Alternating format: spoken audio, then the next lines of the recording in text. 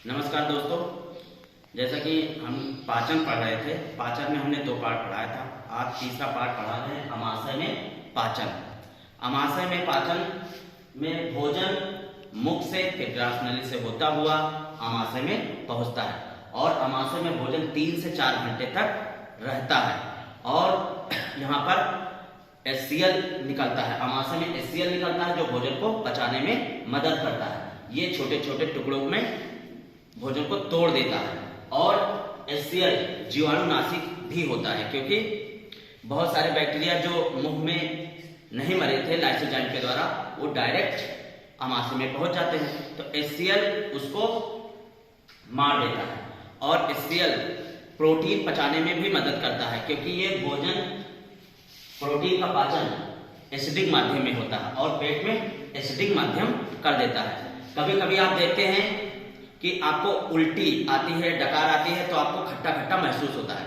क्यों होता है? क्योंकि वो HCl होता है, वो HCl निकलता है मुंह से, तो आपको वो खट्टा महसूस होता है।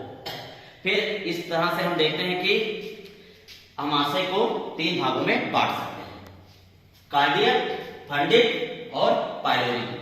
कार्डियक भाग अमाशय के ऊपरी हिस्सा को कहते हैं। इसमें इसलिए कार्डियक कहते हैं क्योंकि ये थोड़ा हार्ट के नजदीक होता है, इसलिए कार्डियक नाम इसको दिया गया है। यहाँ पर HCl निकलता है।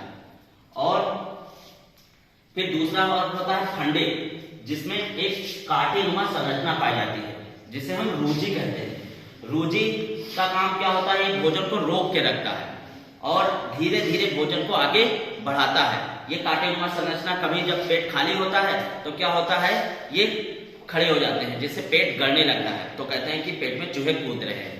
फिर तीसरा भाग होता है पाइलोरी भाग, जो सबसे लास्ट में पाया जाता है, सबसे निचले हिस्से में पाया जाता है। यहाँ पर इसमें क्या गैस्ट्रिक जूस निकलता है, यानी कि जठर ग्रंथियां होती हैं किनारे किनारे पर, जठर ग्रंथियों से जठर रस निकलता है। जठर रस में 2 तरह के एंजाइम होते हैं, एक रेनिन और दूसरा पेप्सिन। रेनिन का काम क्या होता है? दूध को पचाता है। रेनिन दूध में जो केसीन प्रोटीन पाई जाती है उसको दही में बदल देता है।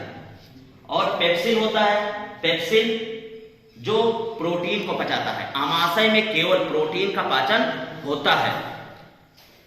फिर कभी कभी आप देखते हैं कि HCl, एक बात बताते हैं कि HCl जो होता है निकलता है, तो कहते होंगे कि HCl इतना एसिडिक होता है, इसका pH मान लगभग 2 होता है। अगर ये अमाशय की दीवारों को क्यों नहीं नुकसान पहुंचाता है? वो ऐसा होता है क्योंकि इसमें म्यूकस पाया जाता है। म्यूकस थोड़ा क्षारीय होता है, वो क्षारीय होने के कारण अम्ल की मात्रा को घटा देता है, इसलिए कोई दिक्कत नहीं होती है। और कभी कभी हमें खाने वक्त पानी नहीं पीना चाहिए।